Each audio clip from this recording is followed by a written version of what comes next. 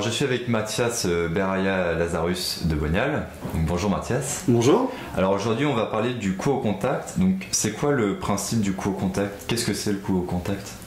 Alors la notion de coût au contact, elle a beaucoup évolué ces dernières années.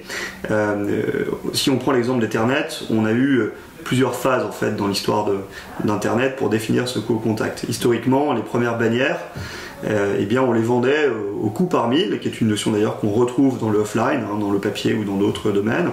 Le coût par mille étant le nombre de fois que la bannière est imprimée pour l'utilisateur, et donc les annonceurs payaient sur cette notion de coût par mille. Ensuite, notamment au moment de l'arrivée de AdWords, qui a popularisé ce modèle, c'est la notion de coût par contact, le coût par clic pardon, qui s'est imposée. La notion de coût par clic qui donc reporte sur la régie la responsabilité de générer non plus des vues mais des clics effectivement sur la bannière, qui était la première notion d'interaction. Et puis aujourd'hui, depuis on va dire 5 à 6 ans, notamment depuis l'avènement du mobile, la notion de CPE, de coût par engagement, est devenue une notion très importante. Et on voit donc entre le CPM, donc coût par mille, CPC, coût par clic, et CPE, coût par engagement, on a une évolution dans le temps de cette notion d'interaction avec le contenu qui est de plus en plus intense. Au début, on voyait, ensuite on cliquait, et maintenant on interagit avec ce contenu. Et c'est cette notion de coût par contact qui se met toujours en relation avec cette intensité d'interaction que l'on constate chez les utilisateurs, notamment dans un monde où l'interaction est de plus en plus rare parce que les gens s'intéressent moins au contenu, sont toujours distraits un petit peu par leur appareil mobile ou par tout ce qu'ils peuvent faire dans la vie. Alors cette interaction, cet engagement, comment on le définit finalement, concrètement? Alors, on peut le définir de diverses manières selon le média sur lequel on investit. En général, il est toujours voisin de la notion de temps passé avec le contenu. Ça, c'est la règle de base. Donc sur la vidéo, par exemple, combien de temps effectivement je regarde cette vidéo avant de la passer, puisqu'aujourd'hui on peut zapper les vidéos et passer à la suite. Sur d'autres médias, ça peut être le nombre d'interactions qu'on a, le nombre de clics ou de touch sur un smartphone. Dans le cas de Bognal, par exemple, c'est le nombre de fois que je tourne les pages du catalogue. Donc on vérifie toutes les 5 secondes que je suis toujours intéressé par le contenu, puisque je touche le contenu, j'interagis. Alors comment on calcule ce coût au contact? Il faut trouver en fait un dénominateur commun, une monnaie d'échange, si je puis dire, entre les différents contacts qui peuvent avoir des niveaux d'engagement différents. Sur le offline, c'est en fait assez compliqué parce que les niveaux d'engagement on les connaît pas toujours. On connaît le nombre de personnes exposées ou à peu près, c'est la raison d'être d'organismes comme l'OJD qui va effectivement auditer les chiffres des médias, les chiffres de diffusion, afin qu'on puisse basiquement diviser son investissement par le nombre de personnes qui l'ont vu. Mais ça nous donne ce qu'on appelle des opportunités de voir, c'est-à-dire le nombre de fois que potentiellement l'annonce ou la publicité a pu être vue, et ça ne nous dit pas forcément avec quel niveau d'interaction on a pu constater sur ce contenu.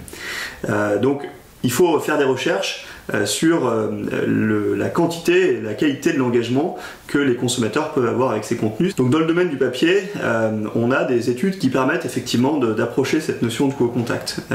On part d'une notion de coût par mille. On sait qu'un imprimé distribué et donc imprimé coûte environ 8 centimes d'euros, donc 80 € du mille, pardon, et on le compense par les notions de taux de lecture.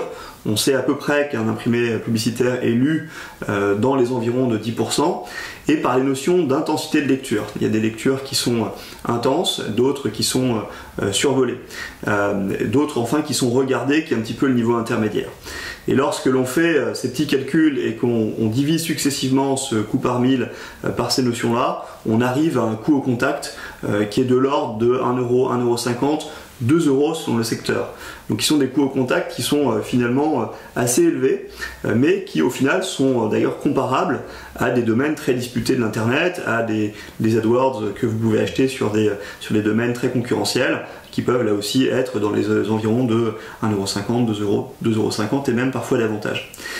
Sur le online, la notion de coût au contact elle est évidemment plus facile à calculer puisque les coûts sont fournis par les régies et donc vous les connaissez assez bien, mais là aussi il y a souvent des manipulations à faire pour retrouver la notion d'engagement. Donc si vous achetez au CPM, eh bien, il faut calculer par le taux de clic quelle conversion on fait sur le CPC et même parfois ensuite eh bien, déduire la notion de rebond pour savoir effectivement combien de gens se sont effectivement retrouvés sur la page et puis surtout combien de temps ils y ont passé. Et donc là on obtient une notion de coût par visite, voire de coût par visite engagé qui peut nous permettre d'approcher effectivement là encore d'un coût qui peut être intéressant. Alors comment on fait pour abaisser le coût au contact ? Alors, d'une manière générale, on constate que les médias digitaux ont un coût au contact plus intéressant que les médias offline. Et sur les médias offline, il a d'ailleurs tendance en général à augmenter. Je prends le cas d'une industrie que je connais bien, qui est celle du papier. Pour l'année 2017, les coûts d'impression et de distribution du papier sont annoncés en hausse de 5 à 10%. Donc effectivement, on voit que les annonceurs ont un intérêt direct pour conserver leur budget dans des proportions raisonnables, à rechercher l'abaissement du coût au contact moyen de leur campagne. L'objectif, il va être toujours de couvrir davantage de personnes avec un budget qui, lui, n'est pas extensible à l'infini. Donc là, il y a plusieurs notions qui peuvent vous aider. D'abord, la notion de diversification. Si on diversifie son budget vers notamment le online, en général, on touche avec le même budget davantage de monde. Pourquoi ? Parce que tous les médias ont en fait une couverture maximale au-delà de laquelle l'investissement supplémentaire ne permet pas ou permet difficilement de toucher un public plus important. Je prends l'exemple de la télévision. Si vous touchez déjà 80% de votre audience en télévision, ajouter 1 ou 2 ou 5 millions d'euros supplémentaires ne vous permettra pas souvent de toucher les 20% qui restent. Pour le faire, il va falloir investir cet argent sur un média différent, par exemple sur la vidéo sur YouTube ou sur des formes de vidéos en ligne qui touchent des gens qui peut-être n'ont pas la télé ou la regardent peu et donc effectivement peuvent être exposés par ce biais. Et il y a parfois même un rollback à faire, c'est-à-dire revenir en arrière quand on a surinvesti sur un média, ça peut être le cas de la télévision mais d'autres médias également, revenir en arrière pour trouver le point d'inflexion, j'allais dire dans le passé, où on aurait dû investir sur un média différent pour diversifier son investissement et donc augmenter sa couverture avec le même budget. La deuxième notion, une fois qu'on a dit qu'on devait aller en ligne, c'est en ligne, il faut chercher à exploiter le trafic là où il se trouve déjà. Et il y a plein de manières de le faire, notamment beaucoup de places de marché dont la raison d'être, elle est justement d'abaisser le coût au contact. On le voit sur Amazon, Amazon Marketplace ou eBay ou d'autres, qui sont une manière de proposer à des annonceurs du e-commerce une audience importante disponible pour leurs soins et à la performance. On le voit également dans d'autres domaines comme l'immobilier, dans le cas de Se Loger par exemple, des annonces immobilières qui n'ont pas forcément les moyens d'accéder en direct à l'audience d'internet peuvent le faire par Se Loger, dont la raison d'être c'est d'abaisser les coûts au contact. Et puis dans le cas des catalogues, puisque c'est notre métier, Bonial effectivement a pour raison d'être d'abaisser les coûts au contact en rassemblant une audience du coup très qualifiée qui est en recherche de promotion et d'offres autour de la distribution. Et d'ailleurs, parallèle intéressant, c'est également ce qui se passe dans les centres commerciaux lorsque des enseignes se mettent ensemble pour attirer le trafic. Et bien c'est cette notion de marketplace qui existe également dans la vie réelle. Et puis la troisième chose qui est aujourd'hui un média incontournable pour abaisser le coût au contact, c'est d'exploiter les réseaux sociaux qui peuvent être des sources importantes de contact à un coût raisonnable, notamment si vous utilisez du contenu de grande qualité. Donc si vous investissez beaucoup dans la qualité de votre contenu et que vous en produisez peut-être pas si souvent mais de grande qualité, eh bien vous pouvez avoir un coefficient de viralité qui fait que le contenu se diffuse rapidement et donc que vous obtenez une masse de contacts importante à un coût qui reste très raisonnable. Donc vous voyez, il y a différentes manières pour abaisser ce coût au contact, mais en tout cas ça doit être un objectif recherché par le directeur marketing. Alors il y a aussi cette notion de push et de pull à laquelle on doit faire attention. Oui, la notion de push et pull, elle est absolument essentielle. Alors en bon français, on parle de marketing entrant dans le cas du marketing pull et de marketing sortant dans le cas du marketing push. Il y a effectivement un bon ordre des choses.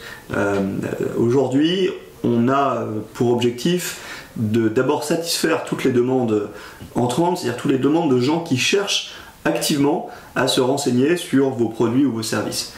C'est d'ailleurs ce que vous feriez dans un magasin si vous aviez une boutique au coin de la rue. Si vous avez des gens qui rentrent dans la boutique et qui s'adressent à vous, vous allez d'abord répondre à ces gens-là avant de commencer à parler à d'autres gens dans la boutique, voire à des gens qui passent dehors et qui se sont pas intéressés encore à ce que vous proposiez. Donc dans le marketing c'est pareil, vous commencez par satisfaire, et ça se trouve notamment beaucoup dans le digital, toutes ces demandes entrantes, tous ces gens qui vous laissent des indices, qui manifestent une intention et donc qu'il est bon de capter à ce moment-là. Et puis ensuite, et c'est là que le marketing offline conserve un intérêt fort, vous allez pouvoir éveiller leur attention à l'occasion par exemple d'une grande promotion ou d'une nouveauté en diffusant le message de manière massive, et c'est là que le marketing push a un intérêt aussi pour susciter le marketing pull de demain.